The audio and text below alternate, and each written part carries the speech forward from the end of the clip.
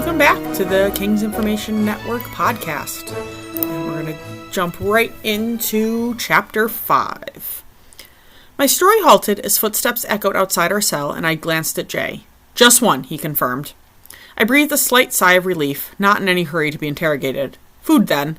The same man from before shoved a stew-like substance through the slot in the door, which we all dug into.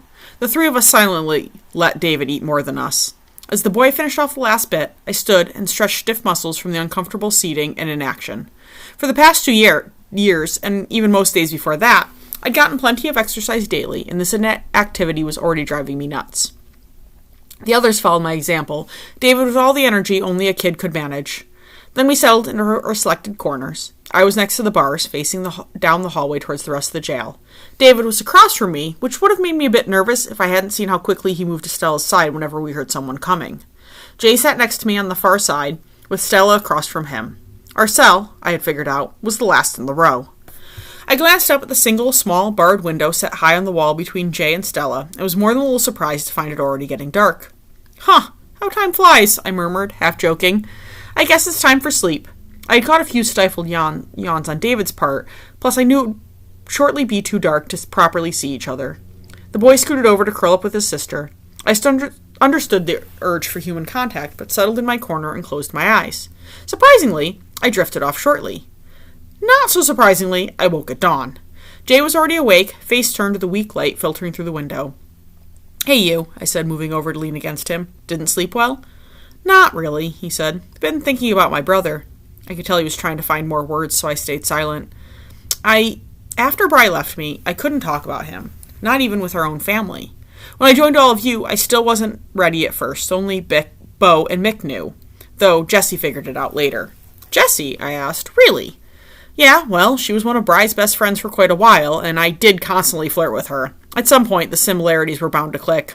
Don't rub it in, I said dryly, at the probably unintentional reminder that I hadn't figured it out until it smacked me in the face. That startled a grin out of him. Still, by the time I realized Beau had nudged me into the same group of friends, I couldn't figure out how to tell you. It wasn't something I felt I could just blurt out. Beau expressed his condolences, as Beau would, but he never really told me about him. I think Jessie would have, but I just didn't ask. To be honest, I'm still mad at him, even though he's dead. It had always been the two of us against the world, but he left without even saying goodbye. The day after our parents were killed. What kind of decision was that? I had no idea where he was or how to follow him. The first time I knew it was the letter Beau sent me to say he had died. He stopped, and I put an arm around his shoulders, sensing he needed the comfort. I'm sorry, Jay, I said quietly. I can't even imagine losing my whole family. It's bad enough I don't know either way about my brother Colin. At his questioning glance, I shrugged. He was part of the guard up at Northwind when the three attacked and killed the Duke and Duchess. I have no idea if he survived, or even where he might be if he did. Jay nodded. I guess my question is, did he change? What was he like? I snorted. I could entertain you with Bri's stories for hours if you really wanted, but my guess is he didn't change. There's a lot of similarities between the two of you, and he was, well, a piece of work. Yeah, what's up with you people being blind to the obvious? I suppose I saw the similarities. You definitely filled a gap in the group like Bri, but I suppose I never thought little Jim would follow in his footsteps, or would be my age. As for specifics, I don't know. He was always upbeat and positive, and the only time he was serious was when he held a sword. Although he was surprisingly modest about it, he was an excellent swordsman, and Beau's probably told you, but he rivaled him and Mick, mostly out of sheer determination. He could shed a somber mood, though, in an instant when he wanted to. I think he preferred to focus on the immediate and the future, in making Tira safe again. So, I've always gotten the impression you two were an item for a while? I smiled. We were. We'll get there soon, since it started a few months after I joined and lasted until his death. Beau wasn't thrilled with it, but couldn't complain considering we made a good team and never let it get in the way of our duties. He smirked. I bet Beau didn't like it. And who'd have thought Bri would actually be important? I punched his shoulder. Shush you. Your brother was a good man and brilliant in his own way. Well, damn, and it turns out I could have learned from him. Learned from him? I echoed, confused. Yeah, and did whatever he did with you to get with Jessie. I stared and then burst out laughing. Except you never actually wanted to get with Jessie. He shushed me, and I heard another snorted laugh. Stella was already awake and watching us as David now stirred and stretched, yawning widely. I felt momentarily bad for waking him, but couldn't have kept the laughter in even if I'd wanted to. Good morning, I greeted them. Morning, Stella said, now sitting up and wincing as she rolled her shoulders. You two been up long?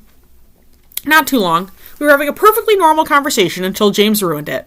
He cringed. I liked it so much better when you didn't know my full name. I grinned. And I'm just starting. I think Jamesy has a really nice ring to it. The Harpers both snickered as he shuddered. I think it's time to pick the story back up, he said loudly. Breakfast should be here soon, I started, determined not to let him off too easily. Story? Now? Please? David agrees with me, right, David, old buddy, old pal? David gave me an appraising look that only made me more amused. Yeah, I suppose I'll save you, but you owe me. Deal, Jay said. Jez, will you please continue the story? Since you asked so nicely, of course, I said, ignoring Jay as he stuck his tongue out at me. Jez rummaged through one of the storage rooms deeper in the bowels of the cave system. They had limited storage space, and most was packed to the brim, making it a chore to find anything. Gradually, she became aware of someone watching her. She glanced up, not surprised to find the teen girl she'd helped with her footwork a few weeks before. The girl had been following her, mostly at a distance, much of that time. She decided it was past time she addressed this, so she straightened, brushing off her hands. Rylia, right? The girl nodded, eyeing her warily. Can I help you with something? The teen's eyes narrowed. No. Then can I ask why you're following me around? Who said I am?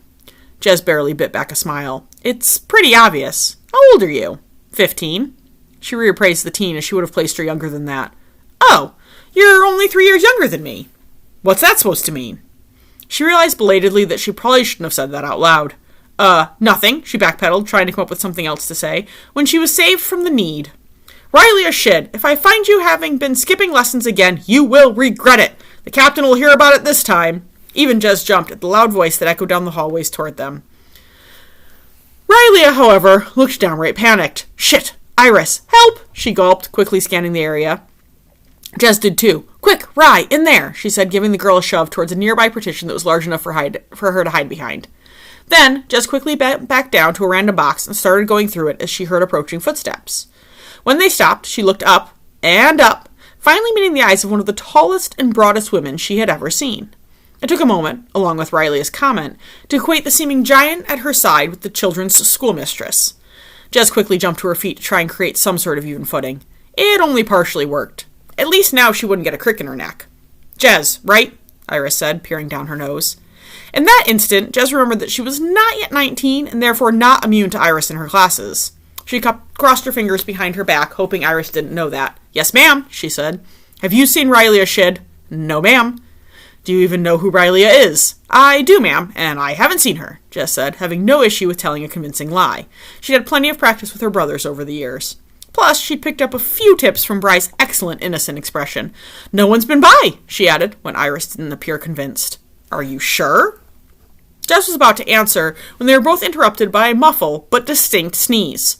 What was that? She cursed fluently in her head as she strove to come up with an answer that wouldn't get both her and Riley in trouble. What was what? She managed brilliantly. That was definitely a sneeze. I didn't hear anything, Jess said. Iris shot her an entirely too skeptical look. It was a sneeze, and it was coming from me. Jess jumped, spinning to find another woman, maybe a few years older than her, coming out from deeper in the storage area. She carried a rather large box. It took a second to place her, but then she recognized the newcomer as Bry's friend Jessie. She'd often been jealous of their little side conversations during some of the tactical meetings where she'd been spending more time. The pair could often be found snickering in the corner. Jessica, Iris said flatly, what are you doing back there? Burden asked me to find some of his old practice books for his beginners. Top priority. Very important. The giant of a woman looked between Jessie and Jez suspiciously for a minute. If I find out that either of you are hiding something from me, especially something in the form of a particular 15-year-old, the captain will hear about it. I'm sure he will, Jessie said pleasantly. She sent her box down. Jess, there are two more back here. Will you help me? She asked pointedly. Iris aimed one glass glare at both and stomped back off the way she'd come. The two young women watched her go and then heard Rylia. Is the coast clear? Free and clear, Jessie said. Come on out. She clambered out from behind the partition and boxes. Thanks for the save. She would have had my hide. Because you're following Jess around instead of going to classes? Rylia made a face. It's stupid. I can read and write just fine. It's okay for the little kids, but the rule's 18 and younger because the captain says you can go that long out there, so we should here too. She rolled her eyes and then paused, studying both of them. You're not going to turn me in, are you? If you don't tell Iris I'm still 18, I won't tell Beau that you're skipping lessons. The girl grinned. Deal. Then she looked at Jessie nervously. Far be it from me to give Iris any satisfaction. She hates my guts. Why? Jez asked. Jessie grinned. Brian and I might have done a few things to get on her bad side at various points in time. So, Riley has got a new nickname. Nickname? The other two said. Rye? She prompted. Oh, Jez reddened. I might have forgotten Riley's full name in my panic to get her hidden. She snuck a glance at the girl to find her looking thoughtful. My brother used to call me Rai. I kind of like the ring of rye, she said and grinned. I'll let you off the hook this once. Gee, thanks.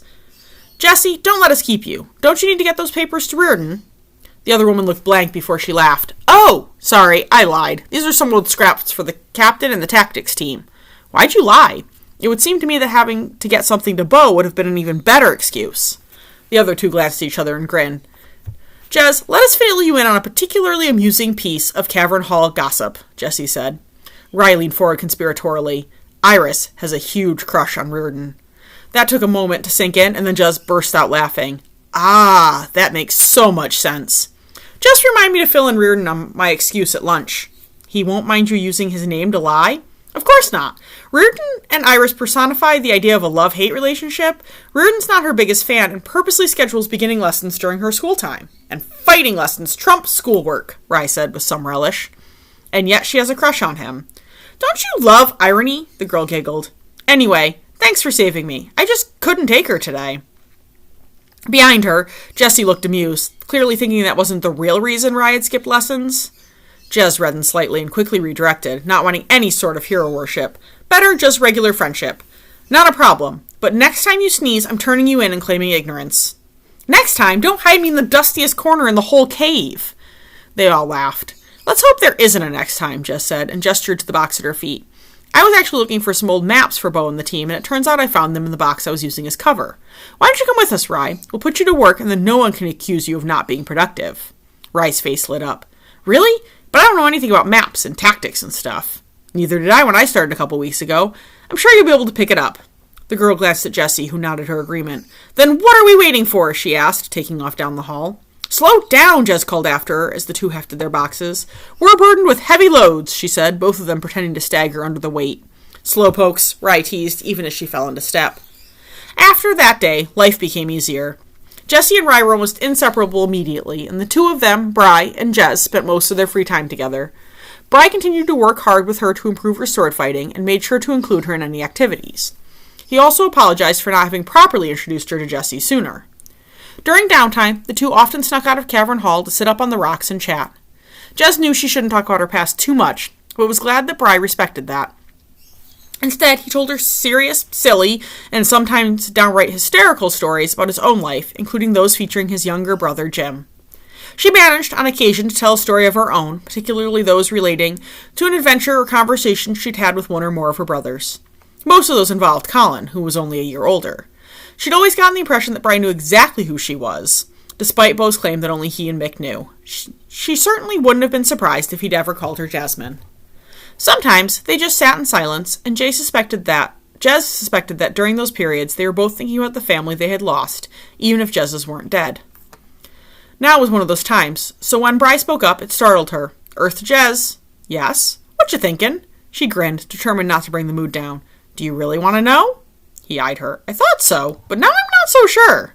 It's really not bad, she said, although she loved the occasional times where she could make him squirm. I was just thinking about all that I've learned about you and feeling bad I can't return the favor.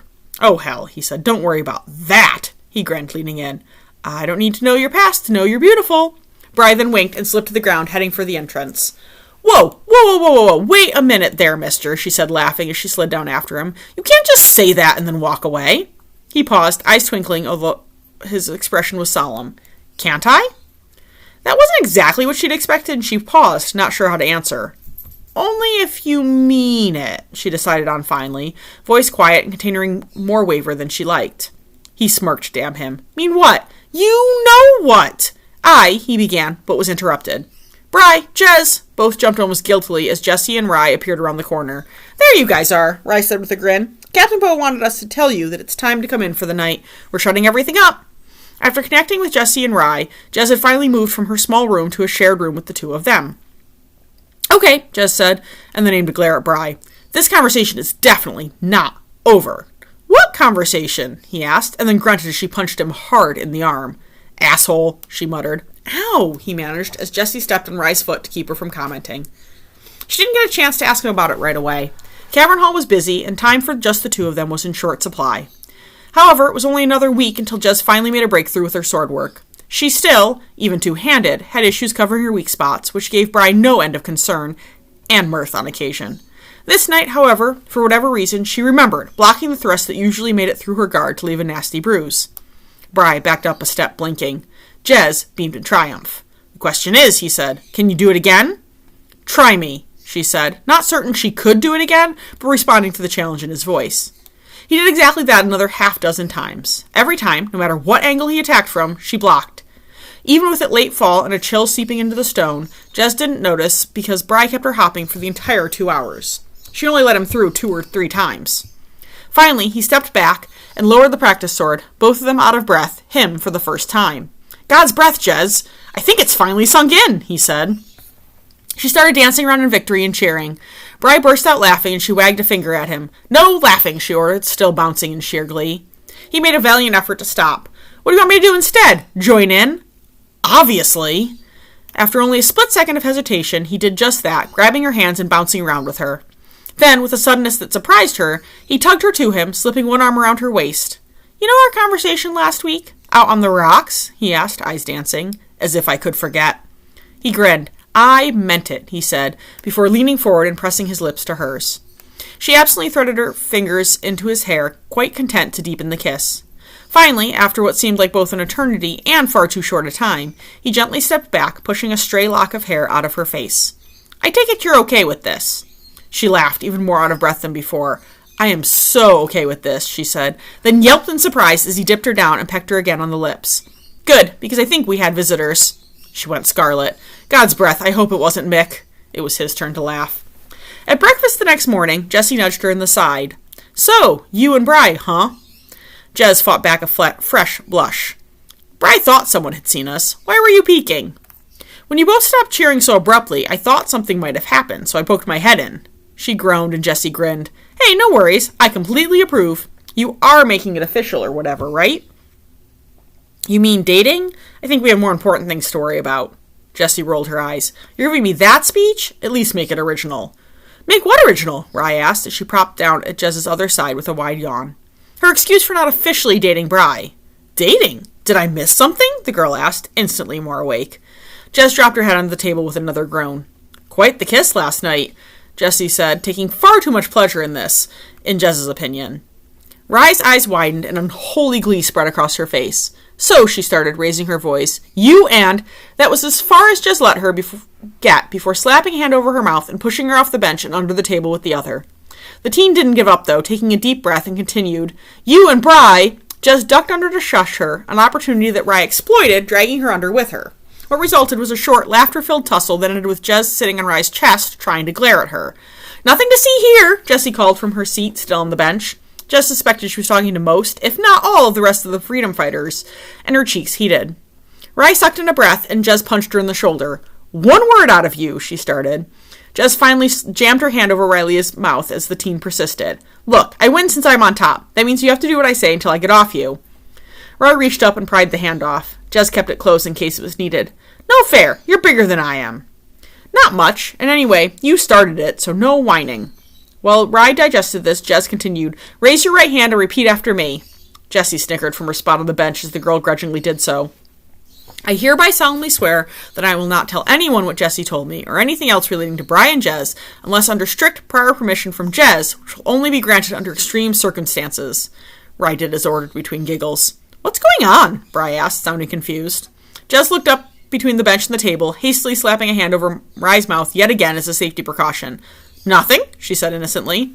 He stared at them for another moment before lighting up. I get it. Picnic under the table. What a great idea. Can I join you? There was an instant of silence before all three burst into laughter, all arguments instantly forgotten. Prince Rainier Highcastle spent most of the following day pondering Sorin's assertions. Almost instinctively, he wanted the other man to be wrong, but the idea of a sibling intrigued him. If nothing else, Wren was grateful Sorin had planted the seed in his mind.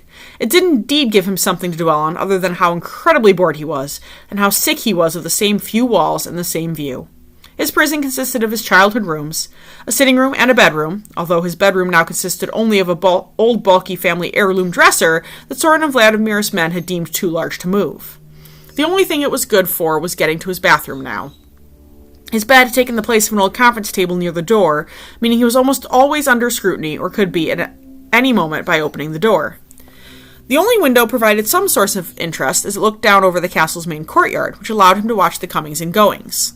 Most meant nothing to him, although he'd recognized Jackson McRoos when he'd arrived the day before. Wren was again at his window, staring at the outside world as he flipped idly through one of the books the brothers provided. A commotion below drew his gaze. As soon as he recognized the redhead dismounting, he groaned. Things had been rather peaceful, and maybe far too quiet, while Anika Opland had been out of the castle and presumably out of Oakbridge, but now things were likely to get exciting again. A part of him, larger than he liked to admit, was actually okay with this. If nothing else, Annie was a source of entertainment. Often over-the-top, not sure how to deal with it entertainment, but it was probably better than being incredibly bored with only bad books for company. Annie chatted cheerfully with the men taking her horse and disappeared into the castle somewhere below him. He gave her maybe an hour until she appeared in his doorway. It had taken all of 2 seconds upon meeting Annie to realize her crush on him was a mile wide and probably 3 times as deep. He got lost back in his thoughts and was just getting up to put his book away when the door burst open. "Wren!" Annie launched herself into his arms. Luckily, he was ready for her and managed to mostly catch her even as he sunk back into his chair. "Oomph!" he grunted. "Hello, Annie. Can you get off me now? I think your elbow is in my bladder. First, you have to say you missed me." He rolled his eyes. "And if I don't?" Her face scrunched in thought. "You know, I'm not sure." Then it fell. "You did miss me, right?" "Of course," he said quickly, not liking to see her upset despite everything. "Good. Now can you get off?" "Maybe," she sang, and then grinned as 2 equally familiar voices floated down the hallway. Wren glanced that way, almost amused by anything that got either of the 2 other members of their little trio annoyed. "You did what?" "Vlad." "I wrote Anika 4 days ago and told her she could come back." That was Sorin. "Jackson just came yesterday. So I preempted you. I'm sure Anika won't hold it against you, at least not for long." Wren happened to look at Annie to catch something heart-twistingly sad skim across her face. She didn't seem to notice his gaze, watching the doorway. "Why did you do that?" "Because it didn't make sense to have her there any longer, and I know she would rather be here." "You gave me Annie years ago, Sorin," Vlad said, voice dropping, although it still carried clearly into Wren's room. "Don't think you can just take her back now." Annie tensed, almost seeming to press herself closer to Wren. "I didn't say that." If Wren didn't know better, he would have thought Sorin sounded offensive. "I just wrote her a letter, Vladimir. Get over it." The pair appeared in the doorway. "You should shut the door when you come in here," Vlad said to Annie. "Welcome back," Sorin said, his look spelling incredible patience. Annie launched herself off Wren's lap at long last and threw her arms around first Vlad and then Sorin. "Hi, Vlad. Hi, Sunshine." Her nickname for Sorin never failed to make Wren want to laugh. Sorin awkwardly returned the gesture and Wren smirked. Her half-brother broke the hug quickly and stepped back. Annie grinned at both of them. "Anyway, Rennie's not going anywhere. You've always got someone watching the door." Wren's face tightened in a combination of anger and humiliation. Vlad laughed. "Remembering the first and only time you tried that, Wren?"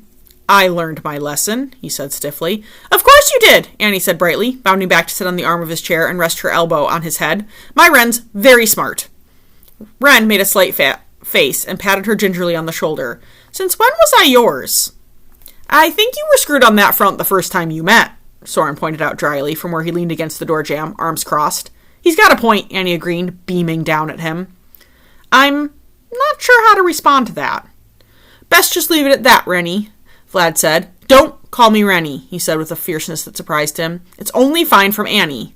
She actually had asked way back when it slipped out the first time. He could tell she didn't mean anything by it, unlike Vlad, and had consented. Now he was used to it from her. "Oh, really?" Vlad said. Wren regarded him levelly. Sorin might drive him wild, but Vlad pushed his buttons much quicker. "Best leave it alone, Vladimir. I think he means it," Sorin said, expression giving nothing away. "So let's leave the nicknames to Anika and Wren to some peace and quiet while we chat." This time, Wren felt Annie tense at her full name, something about her definitely screaming unhappiness for that split second. He frowned as he tried to decide if she'd ever had that reaction before. He hadn't come to a conclusion when Annie patted him on the head. "I'll be back soon. Have fun while I'm gone." "I'll do my best," he said dryly. She flashed him another grin and then bounced out the door after her older brothers. Wren watched them go, rinsing slightly as the lock clicked into place, more an automatic reaction than anything.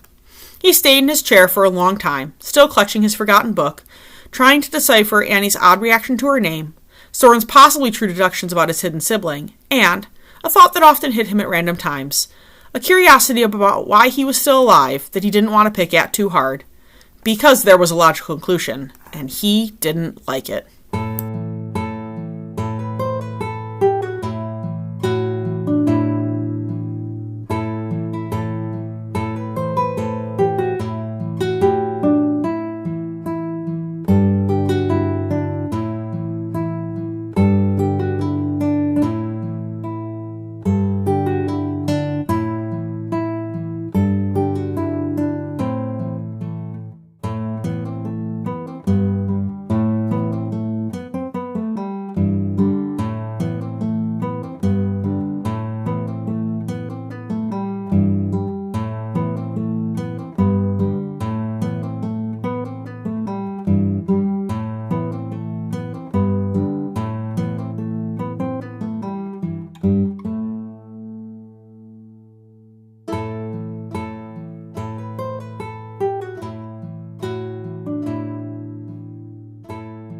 Chapter 6.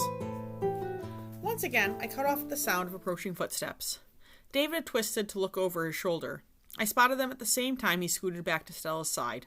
"It's those 3 men from yesterday," he whispered, eyes wide. Jay and I looked at each other, and then I stood, watching them as they came. Shorty smirked as he opened the door. "Your turn," he sneered. As they moved to grab me, I slid past, shrugging out of their grasp. The injuries from my almost death had left me with a slight limp for a while, a reaction to being injured more than out of actual necessity, but it had become such a habit that I often defaulted to it. Now, though, I straightened to my full height, taller than Shorty, much smaller than the brutes, and raised my chin the way Virginia had taught me. Then I started to stroll down the hall. I could feel Shorty's attention on my back before I heard him scurry after me. Jay's quiet chuckle echoed after us as we headed down the hall. A short walk later, Shorty gestured me into a small windowless room containing a single door. As soon as I was inside, the thugs grabbed my shoulders and spun me around to face the door as another man entered. For at least a minute, the two of us appraised the other. I had no doubt this one was the head of the prison at the very least, and possibly higher ranked than that. Shorty left the room, pulling the door shut behind him. "Well, you already have me intrigued," he said, smiling with all his teeth. "That walk screams of nobility." He looked me up and down again before meeting my eyes. "Let's start with an easy one. What's your name?" I couldn't help the small, amused grin that slipped onto my face. If he thought that one was easy, I couldn't wait until we got to the difficult stuff. "Jack," I replied blandly, thinking of Reardon. He rolled his eyes. "And where did you learn to walk like that?" "Same place I learned to walk at all," I said. He opened his mouth and then shut it again, eyeing me curiously. "I was about to accuse you of being difficult, but I suppose in a way you answered that question quite truthfully, just not the way I'd meant it. That, in of itself, is very interesting indeed." I was not a fan of the knowing look on his face, and I had to actively work to squash the first stirring of nerves. It immediately got worse. "Get her out of her shirt," he ordered. "I want to see the extent of the scarring." I struggled as best I could, but the brutes were quite a bit larger and stronger than I was. Shortly, I stood pinned and half naked. I glared full force at him as his eyes widened and he let out a low whistle. "Extensive indeed," he said. "Was it us?" Although the scars on my scalp were mostly invisible because of my hair, those on my torso, arms, and legs were still as vivid as the day my bandages had come off. It was these he studied. "What do you think?" I asked flatly. He grinned. "So, how did we do it?" I stared at him as evenly as I could, distantly aware that I was shaking, although whether out of cold or fury I couldn't say. He reached towards a particularly deep one on my side. I jerked back into one of the thugs. "Don't," I warned. He cocked his head. "Or what?" "Trust me," I said, voice brimming with anger. "You won't like the consequences." "I'll take my chances," he said, taking his eyes off mine as he again stretched out a hand. I pressed back against the brutes holding me, watching his hand creep closer. Then something in me snapped. My vision cleared, brain actively processing again, a few seconds, minutes, sometime later, and I discovered with no little surprise that I had my hands around the man's throat. I sat on top of him, banging his head into the wooden floor. As my brain continued to clear, I became aware of him screaming for the guards. I paused, more than a bit unnerved by my reaction. Granted, few people had ever seen my scars, and even fewer had touched them. Still, He used my paws to secure his grip on my arms and rolled onto his side, thrusting me from him. I rolled a few feet and then went to get up, not sure what to do next. That dilemma was solved for me as he screamed, "Grab her!" While I was still regaining my balance, both mentally and physically, the guards caught me by the arms and slammed me face first into the wall. My eyes crossed and the world went a bit crooked. Before I could recover, they threw me across the hallway. I hit the ground and skidded a few feet before bouncing against the far wall with enough force to further drive the breath from my body. I could feel the burn from fresh scrapes as I lay there, trying to both figure out what had happened and catch my breath. I determined the former well before I managed the latter. Somehow, the two of us had slammed into the door with enough force to splinter the area surrounding the knob. I mentally whistled in surprise before the guards reached me again and jerked me back to my feet. One of them twisted my arm back behind me, pinning me in place unless I wanted to snap my own limb. My sense of self-preservation kept me still. My victim got back to his feet, satisfied that I was under control. He looked a bit worse for wear. One of his eyes was already blackening, and he was bleeding from multiple head wounds. I suspected it was his back that had gone through the door, so that was probably spectacularly bruised as well. He moved forward, eyes narrowed as he regarded me. "Remind me to try a less painful way to get that out of you in the future," he said, before, without warning, planting his fist deep into my stomach. I gasped as the guard kept me upright. He swiped at some blood that threatened to drip into his eyes. "I want you to remember one thing when you go back to your cell," he said quietly. "What's that?" I managed. "That your fate lies in my hands. Every day you live is at my whim, under my orders. I would tread carefully and think about your answers and reactions to my questions. Who's Brighton?" His question threw me completely off guard, and I blinked owlishly at him. He favored me with a bloody smile. "Well, I'll admit, you're better than most. Most people would have answered that without thought." "Where'd you get that name?" I said, angry at myself now. I had made it altogether too clear I knew a Brighton. "It's what you screamed at me while you were trying to crush my head," he said dryly. I winced. "If you must know, he was a close friend who your employers murdered." "I had guessed that," he said, but looked surprised I'd supplied him with any information regardless. "If you answer that, then do you feel like answering your name truthfully?" "You wish." He only stared at me until I squirmed, uncomfortable with his scrutiny, and one of the brutes shifted. "Colonel Reese?" he grunted, to my surprise. I'd kind of thought the pair of muscle weren't smart enough to manage speech. It also took a second before I recognized the name. Colonel Reese was in command of the entire city, and here he was questioning me. The colonel stirred and then nodded. "Take her back to her cell," he ordered before looking at me. "We'll continue this soon." "Great," I said, and then gritted my teeth as the brutes twisted my arm even further back and marched me to our cell. Shorty was there, and he opened the door, shoving me as hard as he could as soon as the door was open. Luckily, Stella caught me from falling on the unyielding packed dirt. I'd already done that enough today. And David scooped up my shirt, which one of the three had grudgingly thrown in too. As soon as they were gone, I tugged my shirt back on over my head. "Okay," Jay said slowly. "Something must have happened. You're bleeding all over, and at least with me, our lovely interrogator stuck to fists."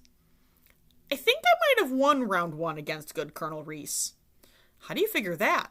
I forced a smirk, even though I was shaken by the entire thing. "He's definitely bleeding more than I am." Jay stared at me. "What did you do?" "He tried to touch my scars after I warned him not to. I lost it and taught him that was a very bad idea." "Okay, this requires more explanation. Details, please." I briefly sketched out my encounter with Reese, and Jay whistled. "You say you've only done that one other time?" I nodded. "Bry's death?" "Yeah." I kept my answer short, not particularly wanting to discuss that, even if I would have to when we got there in the story. I carefully settled myself down, grimacing as my body protested. While none of the injuries were serious, I was good and battered. "They brought breakfast while you were gone. We saved you some, although it's probably cold," Stella said. I smiled gratefully, accepting the bowl. "Thanks." I gobbled it down, barely noticing the temperature. I doubt it had been all that warm to start with, considering previous fare. Settling the bowl back down, I shifted to try and get more comfortable. My back and side burned from being tossed around the corridor. Luckily, an easy distraction presented itself. "Shall I continue?" I asked. "Yes," David said, and then tried to look like he didn't really care. I squashed a smile, took a second to remember where I had left off, and then continued. "Beau?" He started, glancing over his shoulder before relaxing, smiling faintly. "Oh, hi, Jez. What's up?" "I should be asking the same of you. You're looking very serious," she said, coming to sit beside him on the top of Cavern Hall.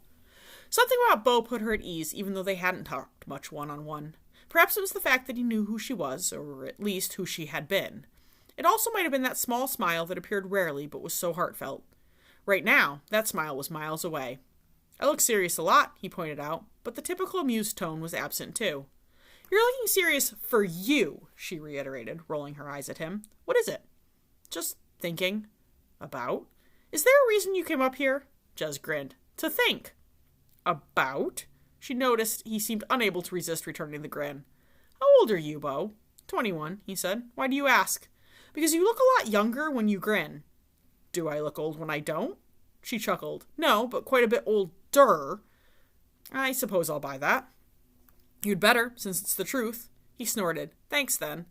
They fell silent, and the smile almost immediately vanished from Beau's face. What is it? Jez tried again. The captain stared out into the woods for a very long moment. So long, Jez wasn't sure if he'd heard her. The attack on the Dukes was the first big attack of our unknown enemies, as you well know. That being said, it'll probably be less than a year now before they take control. And you're positive they'll win? She asked quietly. She knew the answer, but she had to ask again, for Colin, for the prince, for everyone who would be and had already been hurt by what was coming. He nodded. Yes. Beau shook his head, a faint bitter smile appearing on his face. What a waste my life will have been if they don't, though. Jez frowned. She wanted to ask, but reassuring him was more important. It will not have been a waste at all, Beau, and don't you dare convince yourself it has been. Look how many people you've given a second chance after it seemed that everything had been taken from them and they had nothing left. This enemy has already destroyed the lives of so many, but you've helped a group of people salvage something. Look at me. I'd literally be dead if it wasn't for you. I'm on life number 2, Beau. A second life is not an opportunity that gets thrown your way very often, and it's not something I'll be forgetting in any hurry. He looked at her in surprise. I'd never thought of it that way. Well, maybe you should have, she said lightly. Beau nodded slowly. I can't help but wonder sometimes. I spent practically my entire life preparing for this, and now it's almost here. Will I be up to the task? Will we? We might very well end up being the only hope Tira has left. We'll have to rise to the occasion now, won't we? Jez said, half smiling. He matched it. I suppose we will. He hesitated, and then, do you think we can? I know we can, she told him, but could understand his doubt. He'd been deep in this for so long it could easily cloud judgment. And so do you. I'm sorry, I can't help wondering sometimes. There's still so few of us, and it's such a big task. Nothing wrong with it, Beau. But remember, you do have friends, and we're more than willing to listen and give you the necessary ego boost when needed. Beau smiled that small smile of his again. Thanks, Jez. Seriously. And you know Bry's wonderful at ego boosts. He actually laughed, which she considered a serious success. Brighton thinks he's wonderful at everything. Glad to hear you agree, Beau, Bry said cheerfully as he climbed up to join them. Bry wasn't just rubbing off on Jez. Referring to Beau without the captain honorific was wearing off on her friends, too. You always need to get that word in edgewise, don't you? Of course, he agreed, shooting them his most charming smile. So, Beau, I believe I heard you need an ego boost. No, my ego is just fine now, thank you. Bry sulked. But I wanted to help, he whined. Jez laughed. Later, Bry. Later. A night later, Beau found himself sitting with the 4 friends for dinner after Jez invited him. She thought it might be good for him to see things from their perspective, and she wanted him to truly know he had friends too. You know what I think? Bry asked out of the blue. It's often impossible not to know what you're thinking, Beau told him dryly. Yet just as often impossible to have any clue how his brain works, Jessie threw in. Bry sighed. You people have no appreciation of my genius. You can say that again, Rye muttered. Jez, he said, appealing to his girlfriend, you appreciate my genius, don't you? In the time since the kiss, which had been almost 2 months now, the pair had quietly made it official. Of course, she said, which wasn't exactly a lie. She did appreciate a lot of things about Bry, including his unusual way of thinking. Sometimes, though, it was a bit much. Beau snorted. You are such a liar, Jez. She stuck her tongue out at him. Stop exposing me, Beau, or I won't invite you to sit with us for meals anymore. So, what were you thinking? Bry said quickly. I was thinking. Here, Bry paused and frowned. I don't remember what I was thinking. All 4 groaned. Brighton, you have to have some inkling, Jessie said. I don't, though. Think hard? Beau tried. He screwed up his face in thought and then suddenly grinned. I've got it! What is it?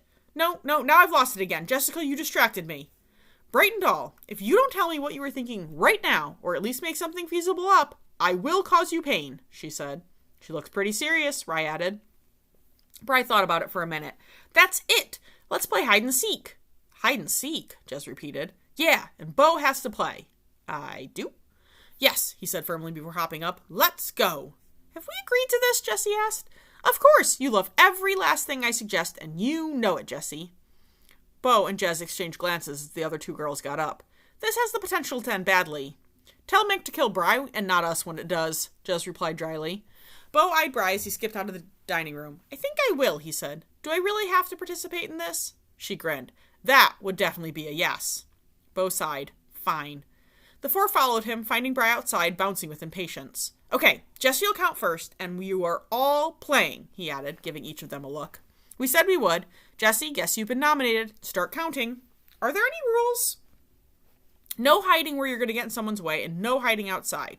We need to confine the shenanigans to the inside area, Beau said. Deal. 1, Jessie said loudly, turning her back to them as she did.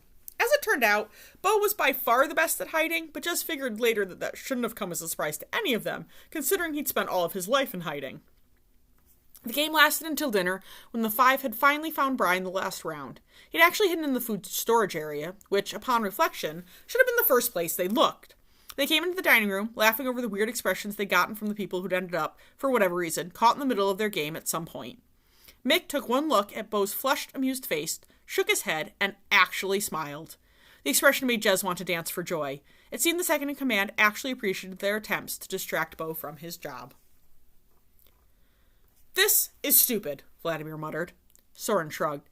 It makes sense tactically for them to attack our borders. We're still the weakest link around here. That doesn't make it any less stupid, Vlad grumped, clearly not amused by Sorin's attempt at logic. Sorin rolled his eyes as Vlad turned to Annie. Annie, anything to add? A report on how things went on your mission?